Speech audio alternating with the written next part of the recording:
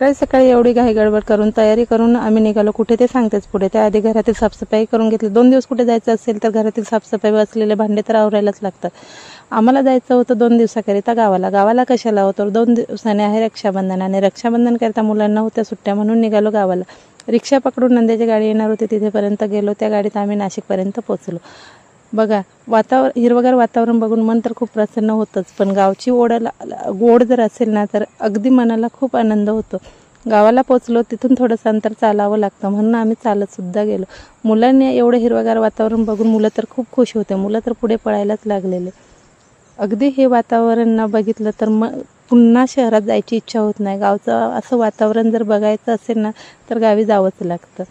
मुलं खूप खुश होते, कधी जायचं म्हणून अगदी आनंदात होते. 2 दिवस सुट्ट्या योगायोग असं की रक्षाबंधन. आणि अजून एक गोष्ट सांगायची आहे ती तुम्हाला सांगतेच पुढे. बघा ना, आमच्या घराकडे जाताना एक ओढा लागतो. ओढ्यातून मुलगी अगदी आनंदात अशी पार करते आणि मुलाला तर एवढं आवडतं ना गावी की काय सांगू.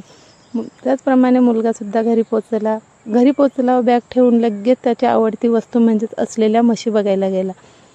ओढ्यावर म्हशी असताना त्या तिथे बघायला गेला. त्याला खूप आनंद होतो. जरी मुलं शहरात असली ना तरी गावची ओढ असलीच पाहिजे. बघा, गावचं हे वातावरण बघून मन तर प्रसन्न होतंच, पण अगदी आनंदात असे मुलं सगळा आनंद घेतात. आजच्यापुरतं एवढंच. पुन्हा भेटू नवीन व्हिडिओमध्ये. तोपर्यंत काळजी. व्हिडिओ आवडल्यास व्हिडिओला एक लाईक व सबस्क्राईब करायला मात्र विसरू नका. बाय.